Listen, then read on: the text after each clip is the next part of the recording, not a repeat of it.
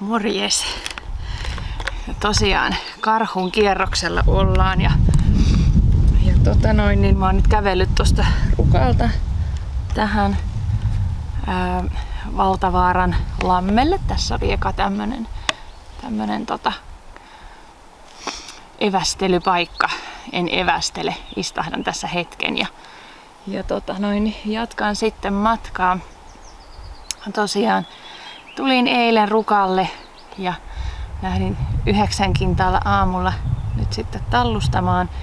Mulla on 6 päivää tässä aikaa, tiistaista sunnuntaihin aikaa kävellä.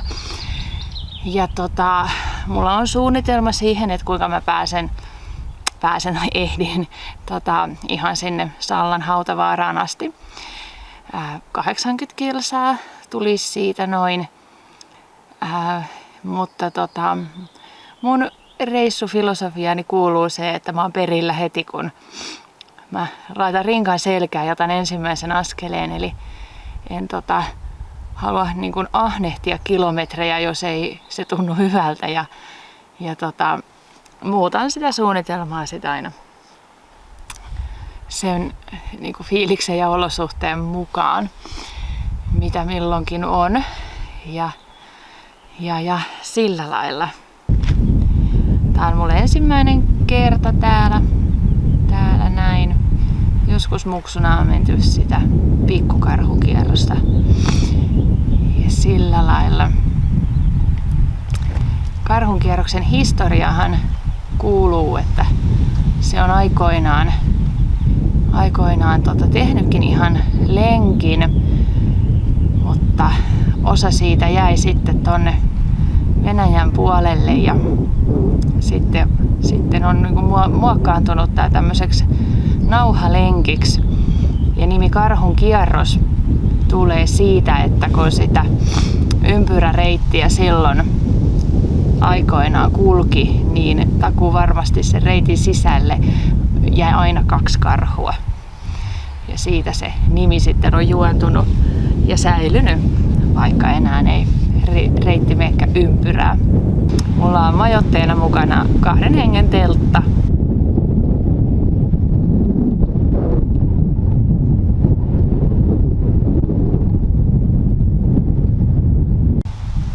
Jep. Mutta mukava kun oot siinä video katsomassa. Tervetuloa Karhunkierrokselle.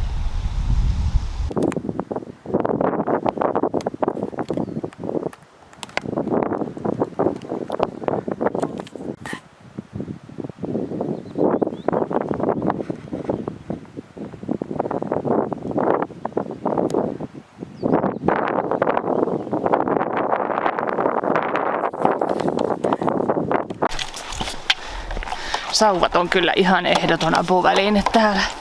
Ilman näitä olisi niin ala- kuin ylämäetkin tosi paljon vaikeampia.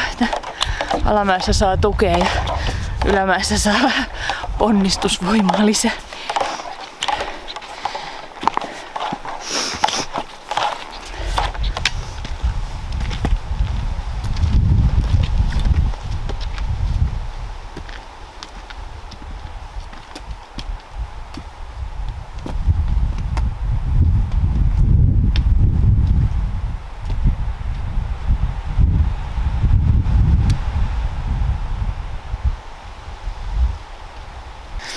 Nyt mä oon näköalapaikalla nimeltä Konttaisen kuhaus. Tässä on 433 metriä merenpinnan yläpuolelta opaskyltin mukaan. Rupeaa olemaan siinä kintaalla, että alkaa puuraja tulee vastaan sitten, jos mentäis vielä vähän korkeammalle. Ei tässä mitään iso männynkäkkyrää enää kasvakaan. Tässä on nyt sitten 8 kilsaa leiripaikalle. Moi! Ei tule vaan. Voin ottaa. Joo. Jep. Eli Porontimajoille on suunnitellut ensimmäisen yöpymispaikkani. Siinä on telttapaikka. Ja sinne on tästä 8 kilometriä matkaa. niin se on varmaan ihan hyvä päivän etappi päättää siihen. Sitten on noin 18 kilometriä tultu tänään. Täällä tulee ihmisiä paljon mua vastaan, eli tosi monet kulkee tämän reitin pohjoisesta eteläsuuntaisesti. Vielä ei ole kukaan ohittanut.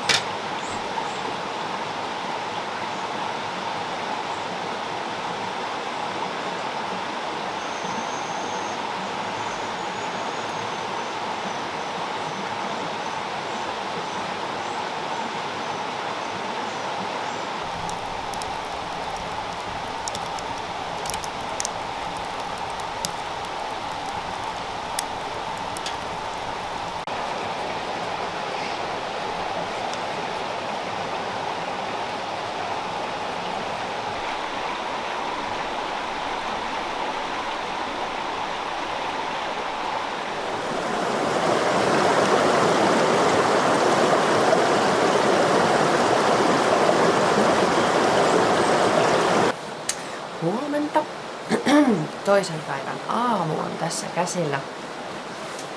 7:30 on kello, kun tosta heräsin. Nukuin tosiaan tässä toisessa tuvassa ja toisessa tuvassa oli sit pari miestä ja illalla on näköjään tullut tuohon laavuun pari kulkijaa sitten. Ja vähän oli levoton yö. Jostain syystä oli niin aika tukossa, että piti herätä niistään muutaman kertaa. Et mä en tiedä, onko se tää mökki itsessään sitten tekee semmoisen tukkosen, mutta vähän se tästä lähde päivä käyntiin. Mä käyn nyt keittelemään aamupuurot ja leivät laittaa ja ehdin sit hyvissä ajoin lähteä matkaan. Suuntaan tänään sitten Jussin kämpälle seuraavaksi yöksi. Sinne on samanmoinen matka kuin eilenkin oli, että varaudun semmoiseen just suurin piirtein 8 tunnin kulkupäivään, niin sen takia tykkään tai on muutenkin aamuvirkku, niin ei haittaa tälleen lähteä aamusta liikenteeseen. Tää on oikein viehättävä, tosi kiva tää Porontimajoki. Tässä näin.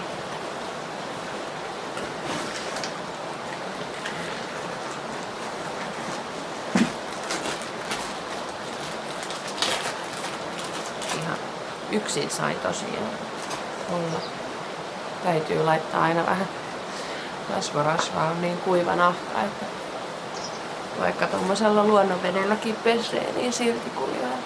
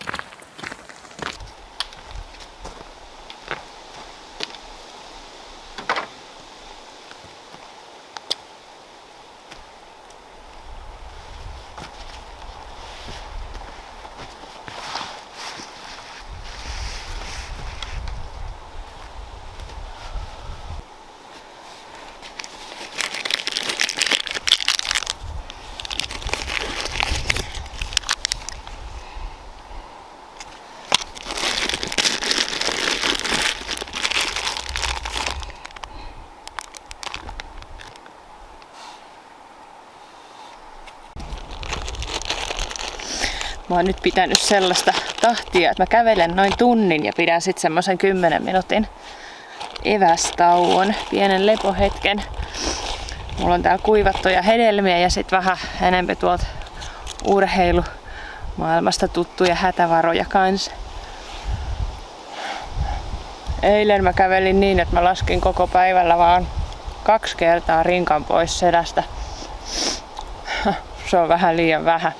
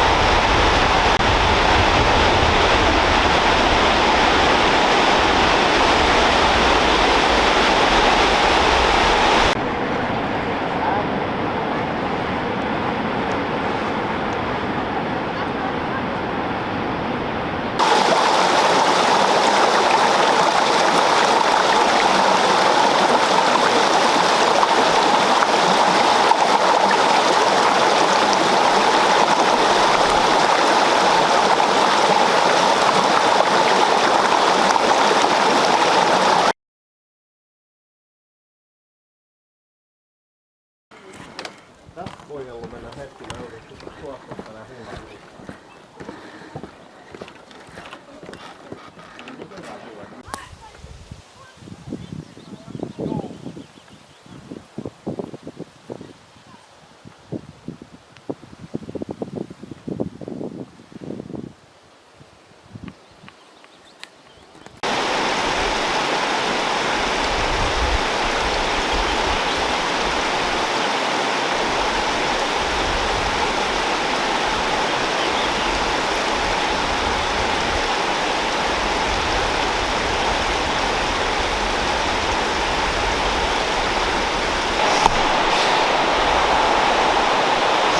Kello on 3. Nyt olen matkalla Pähkänäkalliolle. Siitä on sitten vielä 10 kilometriä sinne Jussin kämpälle. Ja jos mä tänään menen sinne Jussin kämpälle, niin mä oisin arviolta varmaan 6 tai 7 aikaan.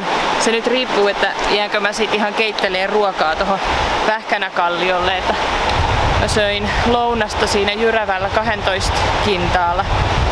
Ja on pitänyt niitä pikku evästaukoja tässä. Tässä näin on siis todella kuuma ja tää on niin hyvä tää etelä-pohjoissuunta kulkea, koska aurinko tulee koko ajan mun selän takaa, että mulla ei pahda lättyyn yhtään. Kuuma on ja muuten on pakko pitää pitkähihasta paitaa, kun muuten kun nahka palaisi käsivarsista äkkiä. Vastaan tulee ihmisiä paljon, edelleenkään ei ole tullut samaan suuntaan kulkevia muistaakseni ollenkaan. Jossain vieraskirjassa oli, että oli joku pariskunta kulkemassa samaan suuntaan. Siinä on hyviä puolia se, että aina vastaantulijoilta pystyy kysyä sen seuraavan etapin, että mitä siinä on, minkälainen ja semmoista jotain tietoa, jos haluaa tiedustella. Eikä tarvitse kulkea jonossa kenenkään kanssa. Hienoa Kitkajoen vartta tässä nyt vaan mennään. Taas tulin tähän joen varteen tuolta vähän korkeammalta. Petäjikköpuro on nyt tämän kohdan nimi tässä. Heti kun pysähtyy, niin rupeaa hyttyset käymään kainalla.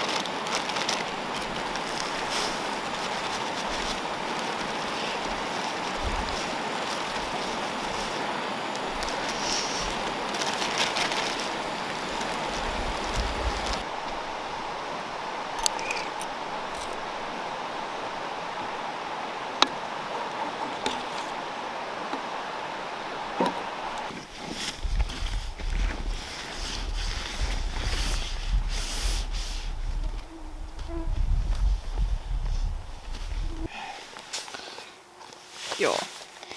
Kello on 6. Just mä sen katoin. 6:15.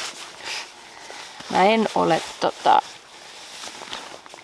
siellä, missä mä alun perin suunnittelin olevani, vaan mä olen Ylikodan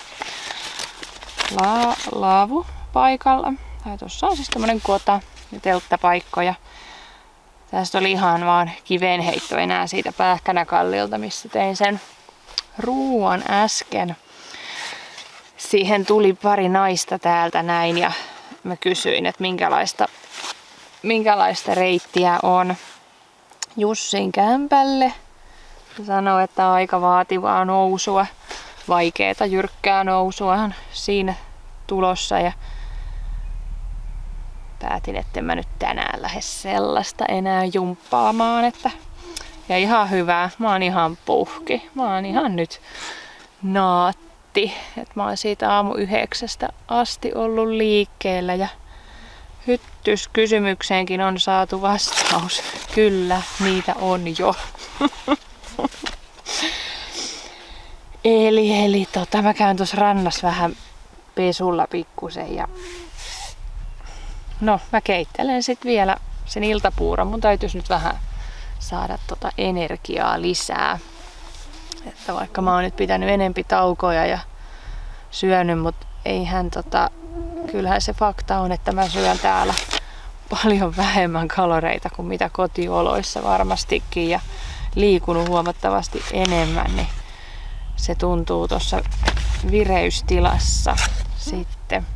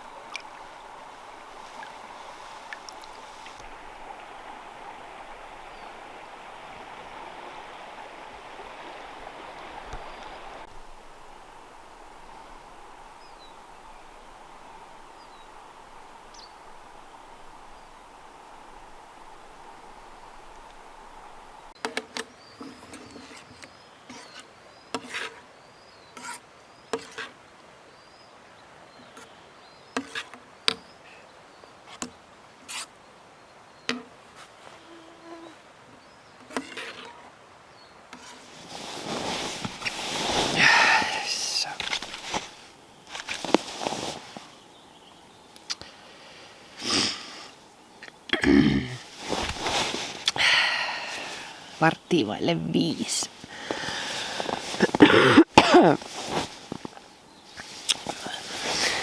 Varttia vaille 5. Hyvää huomenta. 4 mä tossa jo kattelin ekan kerran kelloa. Korppi huuteli tossa äsken. Ajattelin, että en mä nyt tässä enää ainakaan unta saa. Ihan hyvin mä oon nukkunut.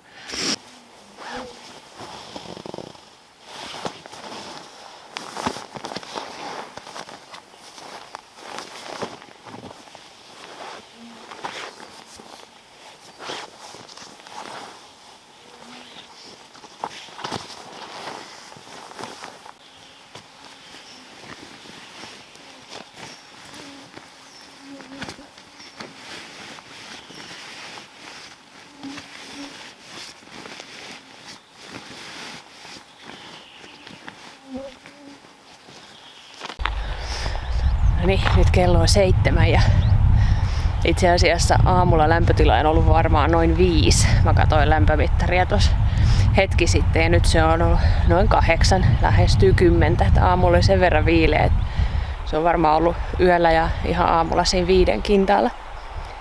Ja nyt mun kantapäärakkoni on saanut merkityksen, koska kun mä olin aamulla tässä syömässä, niin mä koin mahtavia luontohetkiä. Ensin meni poro tuolla toisella puolella. Se meni heti karkuun, kun se huomasi mut. Mut sitten hetken päästä siitä, tuolta mettästä vastapuolelta, sieltä tuli hirviemo 2 tosi pienen vasan kanssa. Ja ne tuli ja ne rehtyi ylittämään tätä jokea tosta. Mutta ne pikkuset ei päässyt ylitte. Se oli liian voimakas ja virta eikä pienet jalat vielä yltänyt pohjaa. Mä siis ainakin 10 minuuttia sain seurata sitä uintiopetusta ja sit se emo meni ylitte tonne vastaan rannalle ja se virta lähti viemään niitä 2 vasaa. Ne piti semmoista söpöä pientä ääntä, kun ne huuti sitä äitiänsä apuun ja 4 pientä korvaa vaan näkyi, kun ne meni siellä pinnalla. Ne pääsi sitten tosta vähän toisesta kohdasta ylitte ja se äiskä katteli ja odotteli siellä rannalla, että nyt täytyy pikkuhirvien vaan oppia selviytymään. Aivan ihana luontohetki. Ei kameraa tietenkään siinä. Mutta nää on niitä, miksi pitää tulla ja kokea nämä kaikki rakot ja huonot yöunet ja kaikki, niin juurikin tämän luonnon takia. Ja nyt löytyi todella syy sille, miksi se korppi herätti mut niin aikaisen aamulla. Se oli varmasti tämä.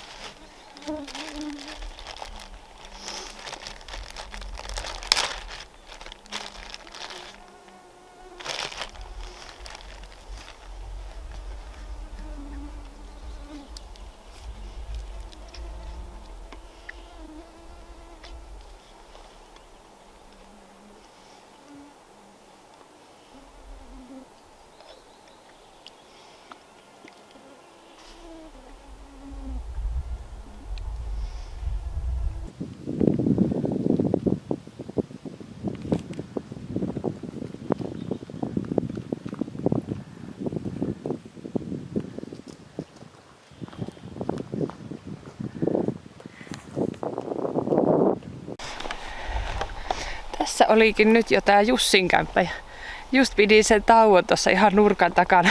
Mulla onkin ollut yllättävän nopea vauhti nyt. Mä oon tullut ton 6 kilometriä nyt pikkusen vajaa 2 tuntia.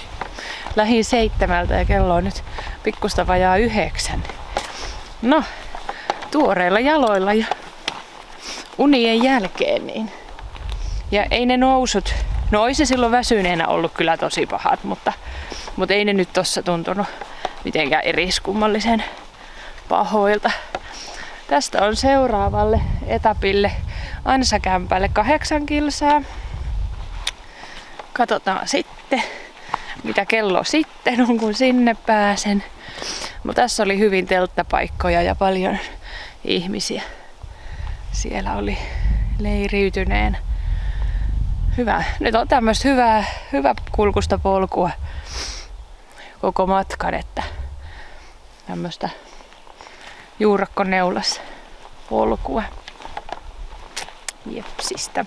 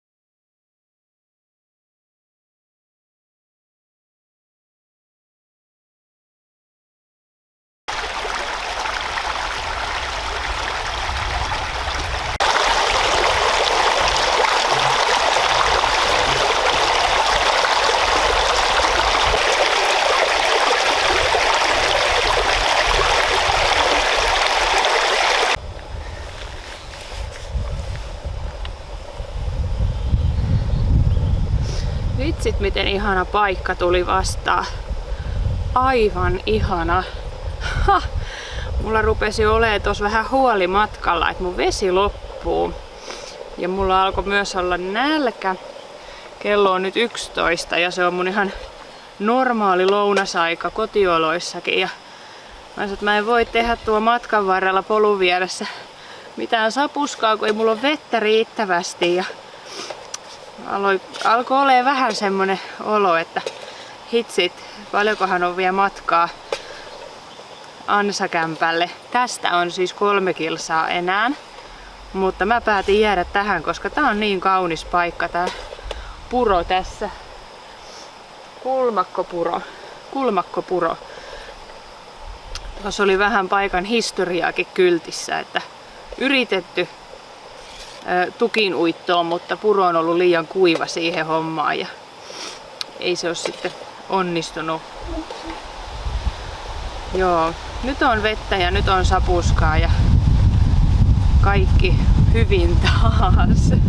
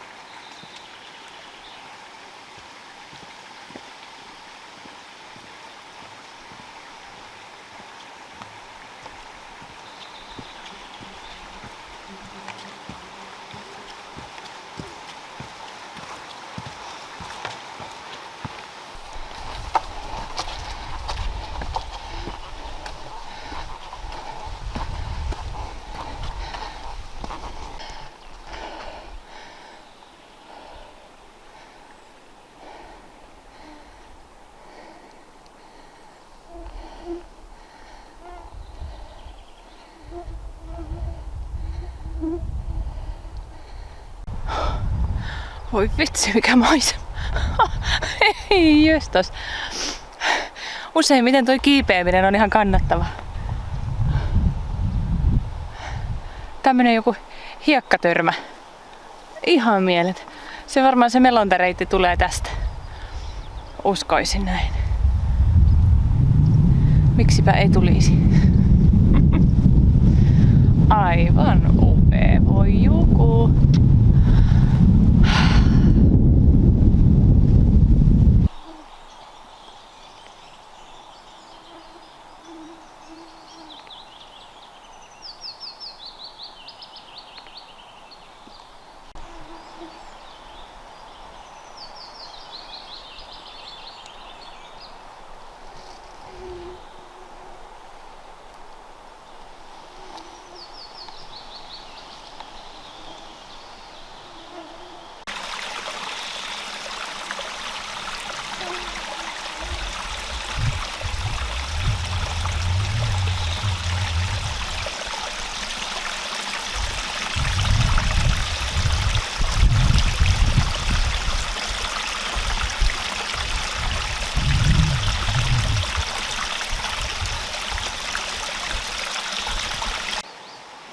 Niin, luontokeskukselle on 3,8 kilometriä tästä ja tämän paikan nimi on Merenoja. Merenojan taukopaikka. Tässä menee nyt niin paljon hienoja puroja ja liruja joka puolelta. Tulee maan alta ja tulee ylhäältä ja joka puolelta, että kaiken jos jäisi kuvaamaan ja kattelee ja ihastelee, niin täältä ei pääsisi kyllä eteenpäin laisinkaan. Todella upeata luontoa, mahtavaa maisemaa. Aivan siis käsittämätöntä, että miten voi vaihtua niin, että on niitä hiekkatörmiä ja sitten yhtäkkiä semmonen vähän sademetsän omainen metsä yhtäkkiä ja on tää kyllä ihan käsittämätön tää luonnon monimuotoisuus, mitä täällä alueella on. Mä jatkan tästä nyt sinne luontokeskukselle. Tossa itse asiassa Kiutakönkäälle on 3 kilsaa. Että se ilmeisesti osuisiko se matkan varrelle jopa, koska se olisi kiva käydä katsomassa.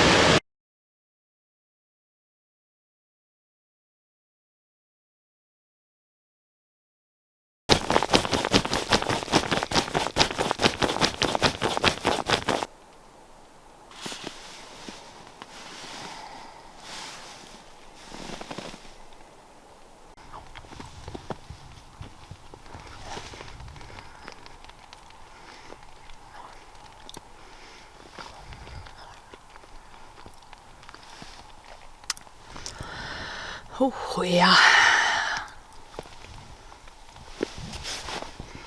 Mä oon täällä leirintäalueella teltassa 16 € yö, mutta sisälsi suihkun. Ihanaa oli olla suihkussa, oikein kuumassa suihkussa. Sauna olisi ollut sen verran hintava, niin en mä sit viittin sinne. Itse se on ollut hyvä. Ai, se olisi tehnyt kyllä niin hyvä. Sauna. No joo. Niin, mä sain muuten vähän laastareita ja teippiä siinä Oulangan luontokeskuksen ravintolassa, jossa söin hyvän poroburgerin. No siinä oli siis 3 mukavaa miestä, jotka oli just etelään päin taapertamassa, niin ne antoivat minulle sitten rakon teippausvälineitä. Tosi kiva juttu. On tää kyllä. En yhtään tiedä, mistä löydän itseni sunnuntaina. En yhtään tiedä. Ei mua niinku retkien järjestäjäksi kannata palkata. Noniin, asioilla on tapana järjestyä ja useimmiten ne järjestyy, kun avaa suunsa ja ryhtyy jutteleen ihmisille. Eli tänään, nyt siis perjantaina, niin tämä mun reissusuunnitelma on muuttunut jo aika moneen otteeseen. Ja aamulla mä sit hoksasin vielä kysyä toisestakin matkailu- tai tämmöisistä palveluja tuottavasta firmasta tätä melontaa ja niinhän siinä sitten kävi, että mä pääsin kuin pääsinkin tänään jo melomaan. Mä tulen sieltä juuri, putsailen tätä haavaani tässä, kun tää on nyt täynnä santaa. Ja mä lähdin 9:30, eli Oulankajoelta. Joki oli se pätkä. Ja noin 2:30 aikaan olin sit siinä Jäkälän mutkassa.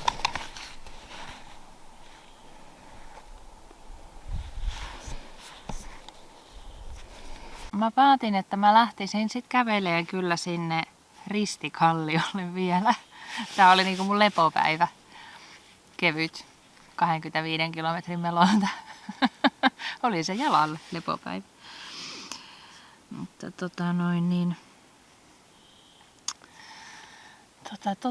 Niin, ja sitten tässä on vielä yksi rouva, jonka kanssa aamulla juteltiin, niin hän tarjosi mulle huomenna autokyytiä Sallaan, mutta mä taidan nyt skipata sen autokyydin nyt sit kuitenkin, että mä ehdin kyllä käveleen siihen Ristikalliolle, että mä menen tänään 4 kilometrin päässä on laavupaikka, missä voisit yöpyä ja sitten on vielä se lauantai ja sitten se sunnuntaikin siinä. Että tää melonta yrittäjä kehu, että se on nättiä ja kivaa pätkää kävellä se Ristikalliolle menevä osuus. Että. Niin mulla ei ollut siis tätä isoa kameraa tuo melonnassa tietenkään mukana, että mä sitten silloin tällöin vähän kännykällä koitin sitten jotain ottaa. Ihana reitti. Vesi on nyt tosi alhaalla Oulankajoessa, että siitä puuttuu ainakin 1,5 metriä, sanoi se mieskin. Eli kyllä opin sen matkan aikana lukemaan vettä aika hyvin, kun pari kertaa jäi pohjasta kiinni. Ja sitten oli ihan niin yhdessä kohtaa, että pistin käden veteen, niin oli vaan ranteeseen asti, kun oli tosi matalaa. Tosi matalaa. Että. Mutta rauhallista, vähän vastatuulta, vähän niin kuin pohjoisen suuntaista tuulta oli ja poroja siellä niillä hiekkakönkäillä köllöttelemässä. Että ne on tietysti sillä hyviä paikkoja, että ei ole mäkäräistä siinä ja sitten vettä lähellä ja jos on just syönyt, niin hyvähän siinä on märehtiä, köllötellä ja märehtiä. Niin. Kukapa sitä ei hiekkarannasta tykkäisi. Oi vitsi tätä. Nyt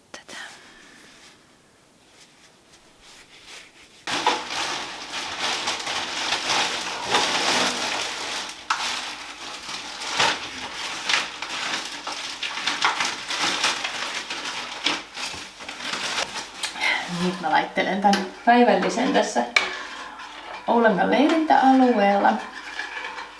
Täällä ei ole kattiloita valmiina. Mä lainasin tosta vastaanotosta.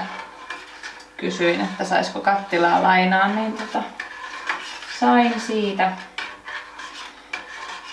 Joo, toi melonta oli jotenkin niinku yllättävän piristävä, että tuli tämmönen niinku lepotauko tähän kävelylomaan jotenkin ihan niinku tarpeeseen, että mä oon ihan hirveän innoissani nyt lähdössä siihen seuraavalle laavupaikalle yöksi. Siihen on vain 4 kilsaa, niin mulla ei ole tässä niinku sillain niinku mitään hätää ja hoppua, että kello on nyt 4 about.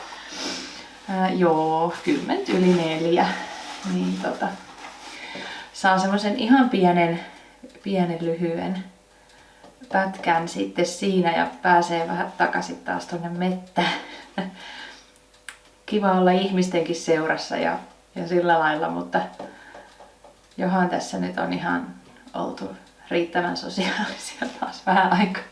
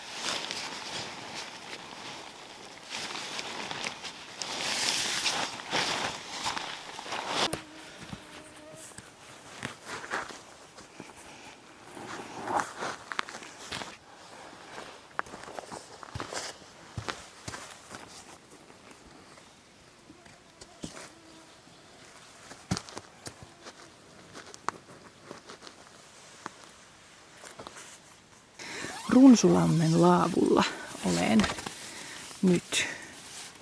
Tähän ei ollut kuin 4 kilometriä matkaa ja mulla meni tähän tunti. Varmaan niin kuin nopein pätkä ikinä tämän reissun aikana. Mikä on hyvin eriskummallista olosuhteet huomioon ottaen. Eli mä lähdin 6 tuosta leirintäalueelta ja kello on nyt 6:10 ja mulla on telttakin jo pystyssä. Huomasin tuossa matkalla, että alku oli tietysti toi kantapää tosi arka. Mä otin särkylääkkeen ennen kuin mä lähdin. Ja tuli vähän sellaista niin kuin ontuvaa kävelyä, että oikea jalka teki niin kuin päkeä askelta ja vasen ihan normaalia kanta-askelta. Vasemmassa jalassa mulla ei ole yhtään mitään vikaa siis. Niin sit huomasin, että aina kun tuli pieni ylämäki, niin ei sattunut, ja kun tuli alamäki, niin ei sattunut. Eli tasainen on nyt se, mikä tekee häijyä, kun se kantapää aina tulee aina ensimmäisenä ton tietysti vielä kuorman kanssa. Että hyvä, jos huomenna ei saa ylämäkiä ja alamäkiä, niin sitten ei ehkä olisi niin kivuliasta. Mutta siis nyt niinku todellakin, mä en tiedä mitä toi melonta mulle oikein teki, mutta musta tuntuu siis ihan älyttömän hyvältä. Että kai se vaihtelu vaan virkistää, että kropalle tulee vähän muunlaista liikettä ja rasitusta. Ja jotenkin niinku henkisestikin ehkä niinku vaihtelu virkistää.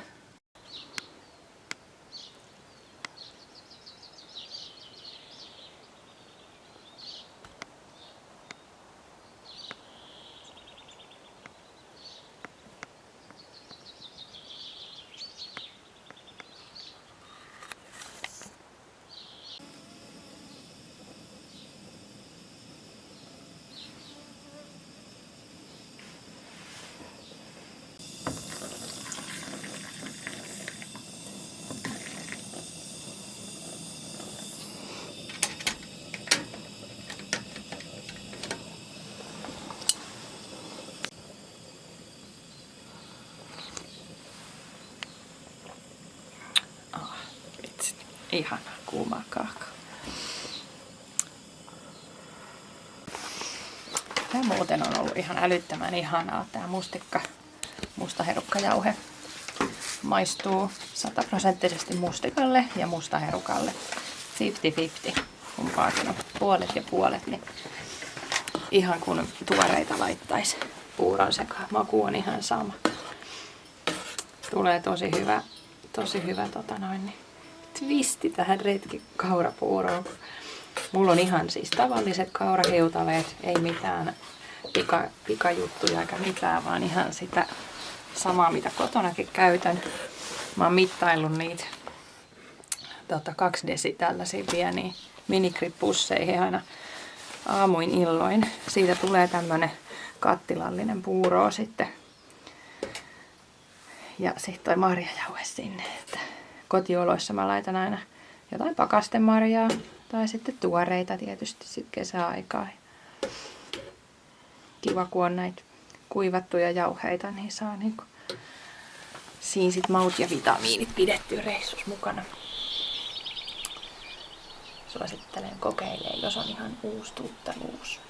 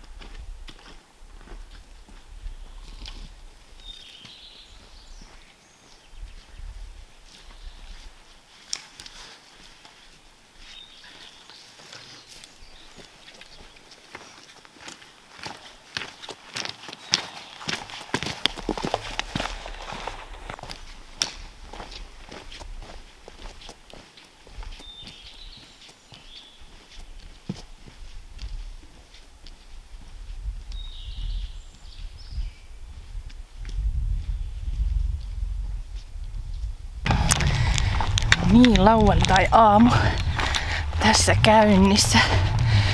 Mä just lähdin tosta laavulta ja 6 aamua starttasin liikkeelle. Eli mä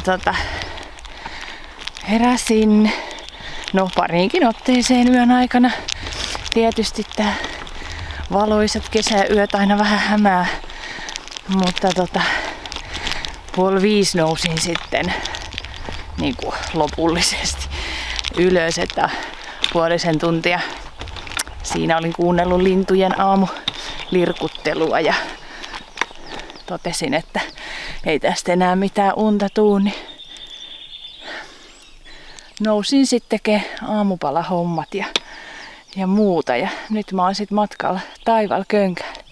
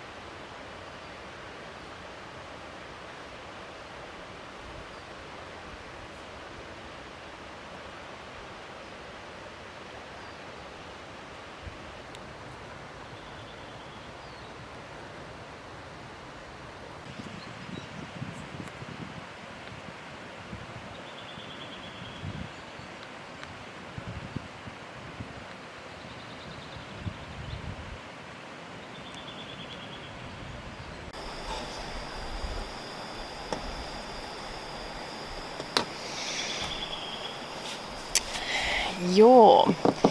Mä oon nyt tosiaan tässä Taivalkönkäällä ja tässä on nyt se risteys. Ristikallio, lyhyempi matka, lepposampi päiviä vai sitten Hautajärvi, pidempi matka ja vähän semmoista puristamista. Mä jo lähdin tonne Hautajärvelle päin. Kävelin vähän matkaa ja sitten mä rupesin miettimään ihan niinku jotenkin järjellä sitä, että mulla on tosiaan ne välipalat ihan oikeesti loppukäytännössä. Jos ajattelee, että tästä olisi vielä 19 kilsaa. Plus telttapaikkoja on aika niin kuin hassusti, että ne on ihan tässä lähellä. Eikä sit juuri siellä välimatkalla. Siellä on yksi joku kota. Ja siitä jäisi sit vielä niin kuin joku 5 kilsaa sitten sunnuntai-aamulle. Ja mulla vaan nyt tuli semmonen olo, että se ei ole kyllä järkevää. en mä niinku taho lähteä puristaa. Mä en tarvi mitään merittäjää eikä sulkia hattua mistään asiasta. Että mä haluan, että mulla on kiva retki. Ja tosiaan niinku sanottu, niin mun retki muodostuu aina niinku askel kerrallaan ja sillä lailla.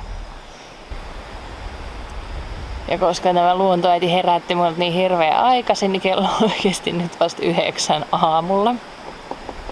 Keittelen tässä ekaa lounasta ja ajattelin, että tässä on näin hyvä laituri, aurinko paistaa, joku majava uiskenteli tuossa äsken. Mä voin ottaa vaikka pikku päikkärit tai lukea vaikka vähän kirjaa ja mä menen tosiaan sit sinne Ristikalliolle, että tästä on nyt niin kuin 5 kilometriä telttapaikalle ja siitä sitten huomisaamulle jää se 5 kilsaa sitten sinne bussipysäkille. Se oli siis tosiaan se yksi syy, että mä en tahdo jännittää sitä, että ehinkö mä sinne bussiin, että jos sattuukin jotain, ettei pysty sit sieltä pidemmältä reissulta eteneekään niin kuin siihen tavoitetahtiin, niin sit voi olla, että jää kyydistä ja se olisi ihan hirveetä. Eli